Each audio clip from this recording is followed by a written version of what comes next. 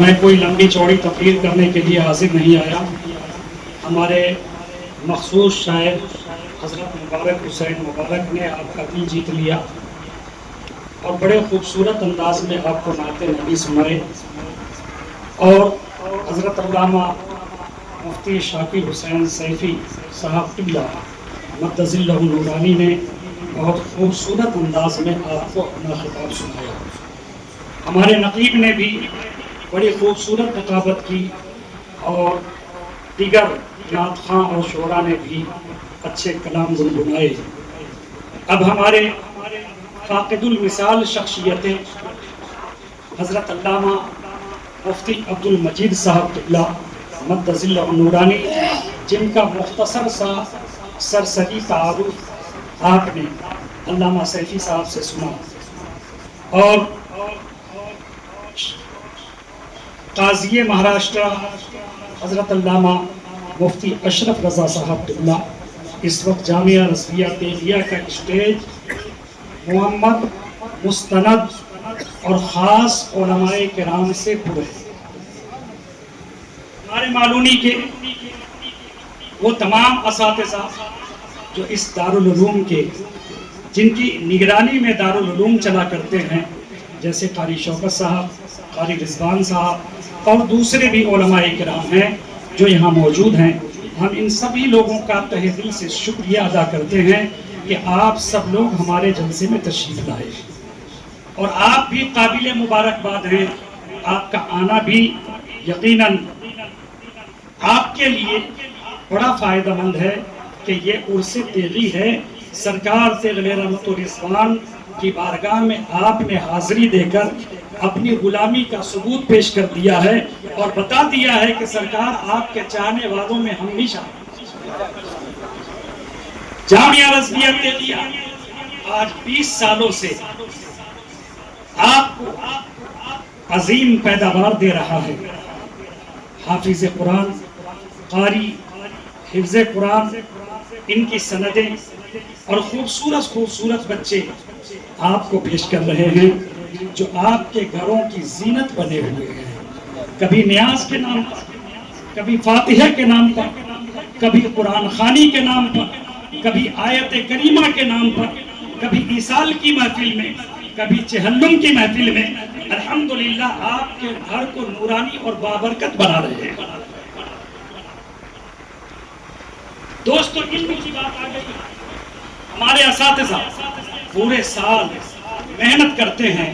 حضرت علامہ مفتی سلیمان صاحب قبلہ، حضرت علامہ مولانا صادر صاحب اور حضرت علامہ مولانا ثناء اللہ صاحب مصباحی اور دوسرے اساتذہ جو دن رات صبح و شام محنت کر کے بچوں کو پڑھاتے ہیں اور کوشش کرتے ہیں کہ ہمارے یہاں سے پیدا ہونے والے حافظ ایک بیٹھک میں قرآن پاک سنا دیں.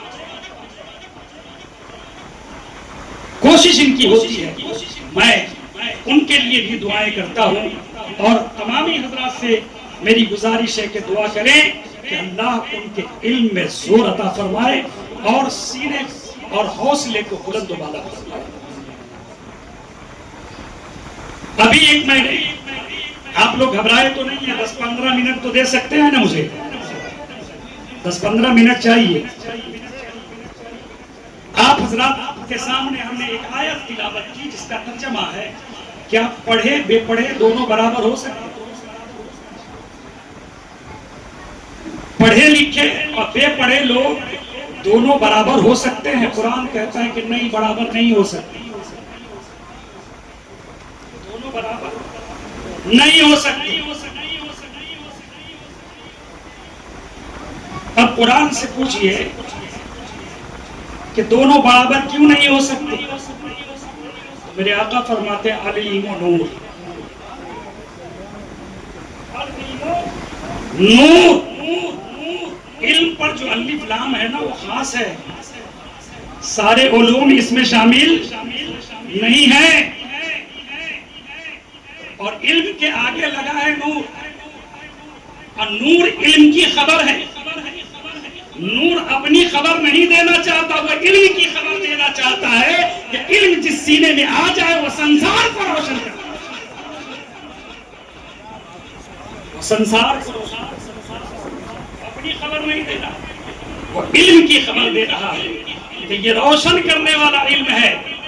अरे भाई, इंजीनियर भी बनता है।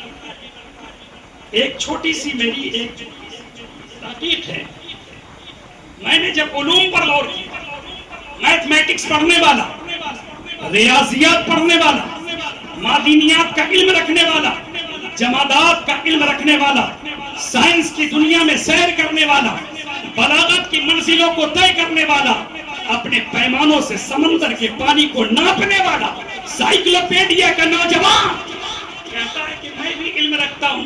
अब उसके सामने एक गरीब बच्चा मदरसे का खड़ा हो गया, वो कहता है कि मेरा आला ये कहता है कि इस समंदर में इतना मैट्रिक टन पानी है, इस गोदाम में इतना मैट्रिक टन अनाज मौजूद है, लेकिन तुम्हारा फलसफा क्या कहता है? क्या तुम्हारे पास कोई पैमाइश है कि तुम बता सको कि इस समंदर में कितना पानी है? तो हमारे दारुल उलूम के बच्चों ने कहा था, न घबराओ, इस बात को समझना है तो अजमेर चलना होगा, समझना है तो अजमेर चलना होगा। अरे मियां, तूने समंदर की सतहों को नाप कर बता दिया पानी कितना है, बताओ तो अना सागर को जिस कशकोल में ख्वाजा ने सिमटा था उसकी गहराई कितनी थी, उसकी वसाअतें कितनी थी? साइक्लोपीडिया का नौजवान मबहूत हो गया। दारुल का बच्चा बोलता है कि जहां पे तुम्हारे इल्म खत्म हो जाते हैं वहां से उलूमे नबिया की इब्तिदा हुआ करती है।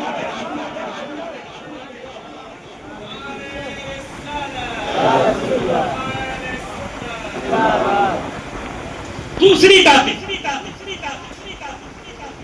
जो इंशाअल्लाह आपके दिलों को सिर्फ छुएगा नहीं बल्कि दिल में उतरना ही है। तवज्जो चाहो, आपका बेटा इंजीनियर बनता है,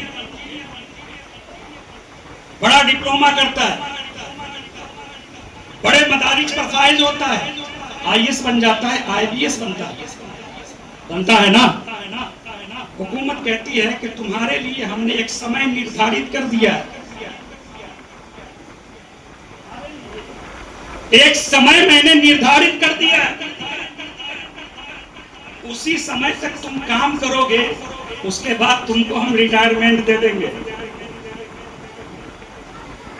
वो बच्चा जो आईएएस है जमाना स्लोट मार रहा है, आईपीएस है स्लोट मार रहा है, वकालत के ओहदे पर फाइज है, पीछे पीछे चल रहा है, मगर जब वो रिटायरमेंट के जमाने से दो चार होने लगा तो अब चड्डी पहनकर मैदान में घूम रहा है, कोई सलाम करने वाला नहीं।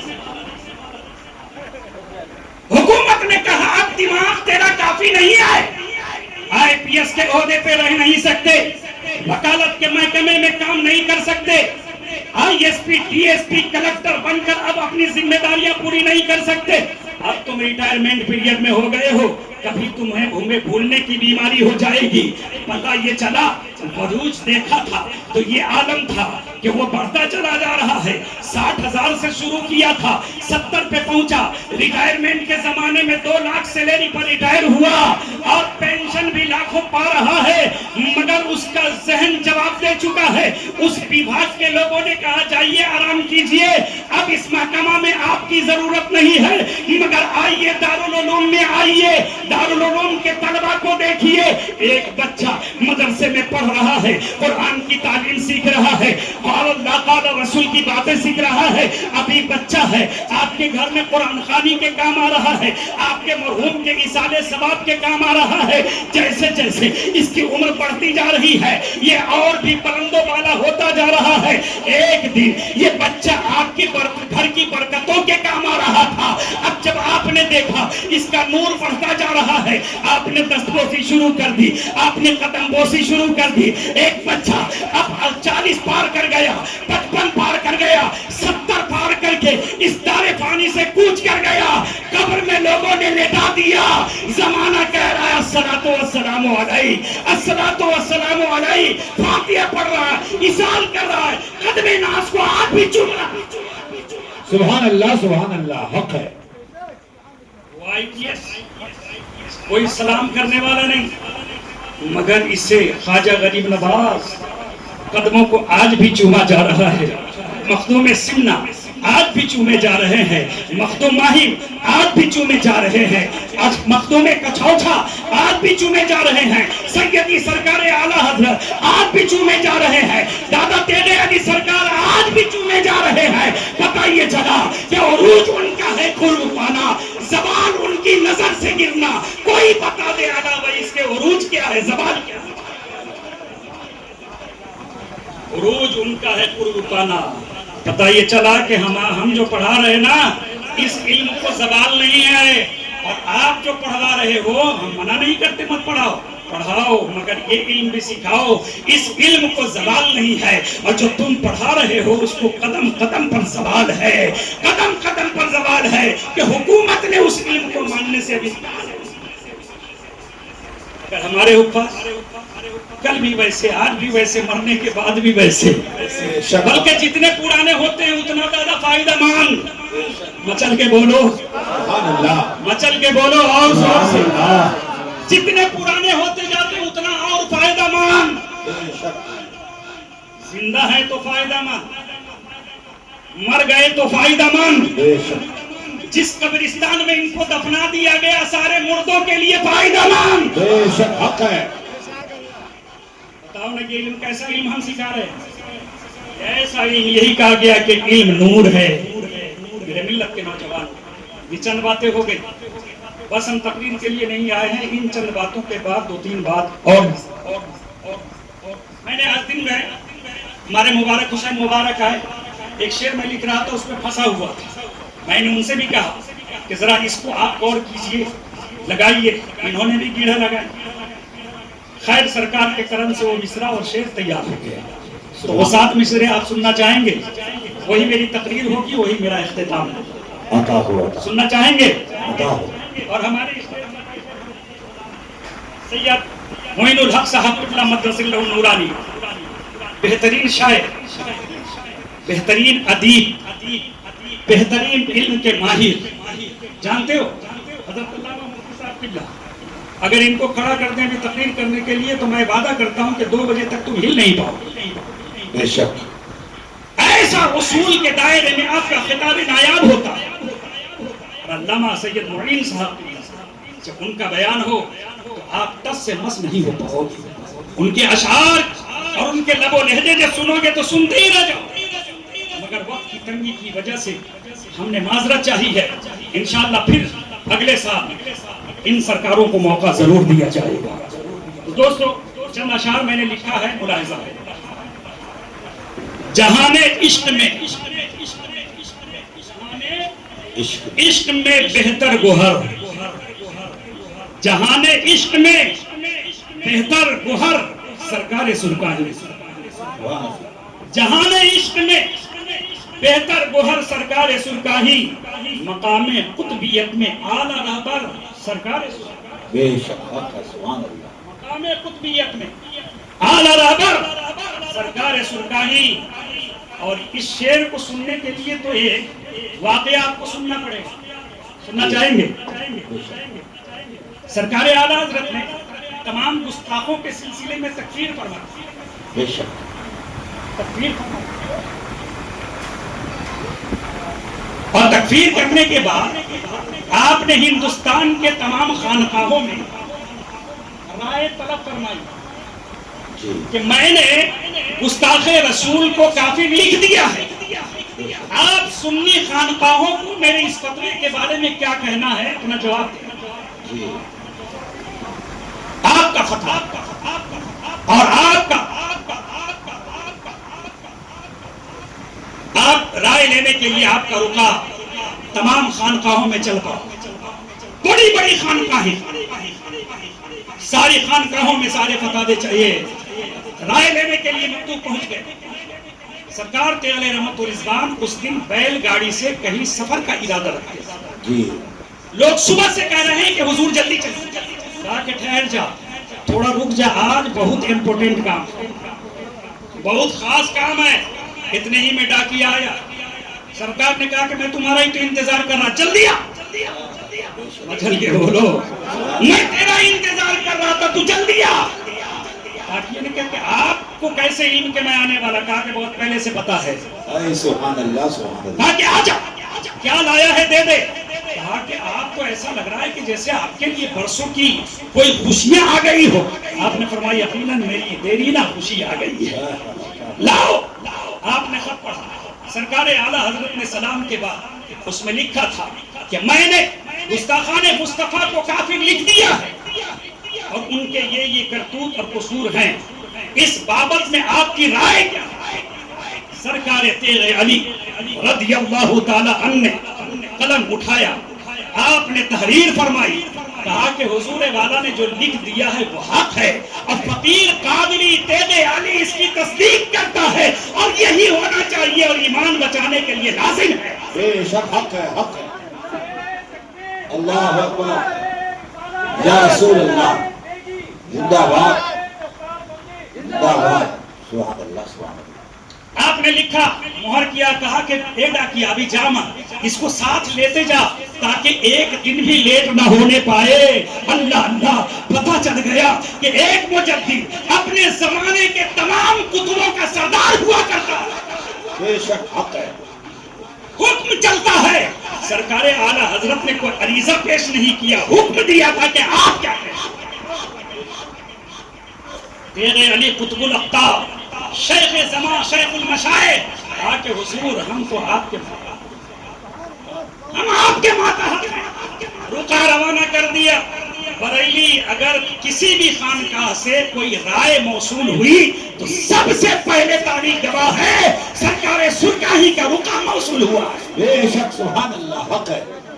اگر آپ نے یہ باتیں سن لیا ہے تو یہ شعر کو سن لیجیے، اب آسان ہو جائے گا سمجھ۔ فتاوی کفر کا،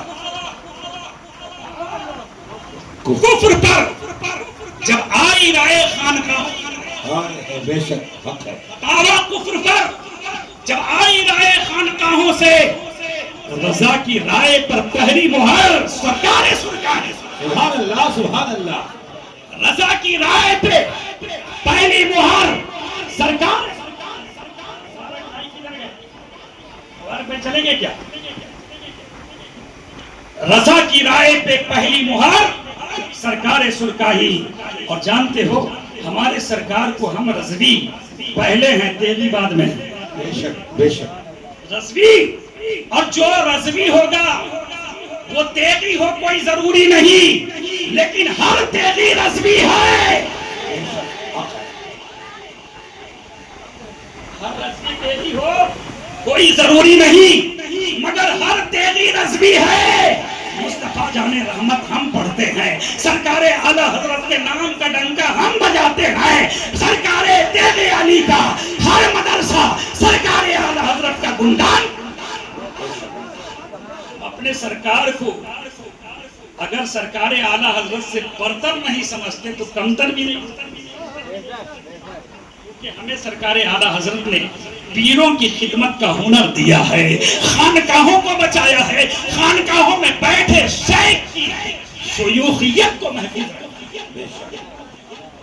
اب آئیے، یہ تو ہو گیا کہ آپ نے جواب دے دیا، مگر آئیے دیکھیں کہ سرکار تیغ علی پوری زندگی سرکار اعلیٰ حضرت کو دیکھا نہیں، ٹائم ہی نہیں تھا، جانے کا موقع نہ ملا، مگر سرکار تیغ علی کے دل میں سرکار اعلیٰ حضرت کا کتنا بڑا پیار ہے۔ جانتے ہو حسام الحرم، سرکار اعلیٰ حضرت نے رد وہابیہ جو عمدہ کتاب تحریر فرمائی، حسام الحرم سرکار اعلیٰ حضرت کی لکھی ہوئی کتاب سرکار تیغ رحمت الرضوان اپنے خاص بیگ میں لے کے چلتے، وہ بیگ جس میں آپ شجرہ اور ڈاؤنی رکھا، وہ بیگ میں رکھ کر لے جاتے، اور جب مرید ہونے والا آتا تو مریدوں سے کیا پوچھتے معلوم ہے؟ بابو یہ حضرت اعلیٰ نے لکھا ہے، سبحان اللہ سبحان اللہ، یہ حضرت اعلیٰ نے لکھا ہے، انہوں نے گستاخ نبی کو کافر بتا دیا ہے، اگر اس پر ایمان تیرا ہے تو تیغ علی کا مرید بن جا، ورنہ ہمیں مریدوں کی ضرورت نہیں ہے۔ بن جا مرید، اگر اس پر عقیدہ ہے تو، اور نہیں مانتے ہو تو پھر میرا مرید بننے کی ضرورت نہیں، بہت پیر صاحب ہے، کسی سے مرید ہو جاؤ۔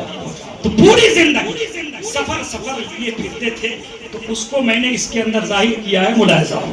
عطا ہوا۔ اب شعر بہت آسانی سے سمجھ جاؤ۔ میرے غوث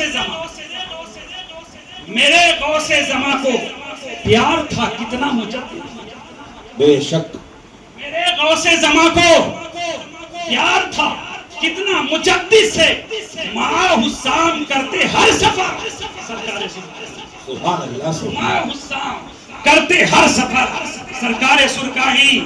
اور جانتے ہیں ایک واقعہ اور سماعت کر لی، سرکار جب حج کے لیے مکہ گئے تھے تو وہاں پہ حج کے طواف سے فراغت کے بعد حضرت نے سوچا کہ ہم کچھ خریداری کر لیں، مارکیٹنگ کریں، تسبیح مصلی وغیرہ لے لیں۔ تو تصویر لینے کے لیے پہنچ گئے کسی دکان میں، عربی کی دکان میں۔ وہاں پہ سرکار نے کہا مجھے تصویر دے دو، ٹوپی دے دو، رومال دے دو، یہ دے دو، وہ دے دو، سارا چیز خریدنا شروع کر دی۔ انڈیا والے تھے، وہ سن رہے ہیں کہ سرکار تو اپنے ہندی بھاشے میں بات کر رہے ہیں اور عربی زبان میں سمجھ رہا ہے۔ ہندوستانی آپ کا غلام آپ کی باتوں کو ہندی سمجھ رہا ہے، اور دکاندار وزن پیمائش سب کچھ پوری فصاحت کے ساتھ عربی میں سمجھ رہا ہے۔ عربی غور کرنے لگا، ماجرا کیا ہے، یہ کیسا ان کے ساتھ والے فصیح ہیں کہ یہ شیخ بول رہا ہے اور اس کے ساتھ والے سب باتیں سمجھ رہے ہیں، کیا ان کے ساتھ والے سب ہندوستانی عربی سمجھ رہے ہیں؟ اس نے عربی لب و لہجے میں ان کے خادموں کی طرف اشارہ کیا اور پوچھا کہ کیا تم لوگ بھی سمجھ رہے ہیں؟ تو اس کی بات ہی ان کے خادم سمجھ نہیں پائے، ان کی بات یہ لوگ سمجھ نہیں پائے۔ سرکار آگے بڑھ کر کہتے ہیں کہ بابو ٹھہر جاؤ، ان سے پوچھنے کی ضرورت نہیں، ہم سے پوچھ لو، ان سے مت پوچھئے، یہ لوگ پڑھے لکھے نہیں ہیں، ان کو معلوم نہیں ہے، آپ ہم سے پوچھئے، ہم اس کا جواب دے دیتے ہیں۔ اللہ اللہ، جب یہ بول رہے ہیں تو پیچھے والا مرید کھڑا کہہ رہے ہیں سرکار کیا کہہ رہے ہیں، یہ کیا پوچھ دیا کہ اس کا جواب دے رہے ہیں۔ اب عرب نے غور و فکر کیا تو سمجھ گئے آدمی ایک ہے، لب و لہجہ تو ہے۔ سبحان اللہ سبحان اللہ۔ اس کی طرف اشارہ کیا ہے، ملاحظہ ہو، زبان تھی ایک، زبان تھی ایک، سماعت میں ہندی عربی تھی، سبحان اللہ سبحان اللہ۔ زبان تھی ایک، سماعت میں ہندی عربی تھی۔ عرب نے غور کی، ادھر ادھر سرکار سرکاہی، عرب نے غور کی، ادھر ادھر سرکار سرکاہی، کہ اور کوئی نہیں ہے، ایک ہی شخص ہے جو اردو زبان پر قابض ہے، ایک ہی شخص ہے جو عربی زبان پر قابض ہے، وہ بولتا ایک ہے، سمجھاتا تو بولتا ایک ہے، سمجھاتا تو ہے۔ اللہ اللہ، یہ ہے سرکار سرکاہی، مٹا کر ظلمتوں کو ہر عدو کو چیر ڈالا تھا۔ وہ غوث و خواجہ کا شیر بدر سرکار سرکاہی، جہاں پہ رکھ دیا اپنا قدم نزدی نہ پھر پلٹا۔ وہ تھے تیغ علی سیف سقر سرکار سرکاہی، وہ تھے تیغ علی سیف سقر سرکار سرکاہی، جہان عشق میں بہتر گوہر سرکار سرکاہی، مقام قطبیت میں اعلیٰ رہبر سرکار سرکاہی۔ السلام علیکم ورحمۃ اللہ۔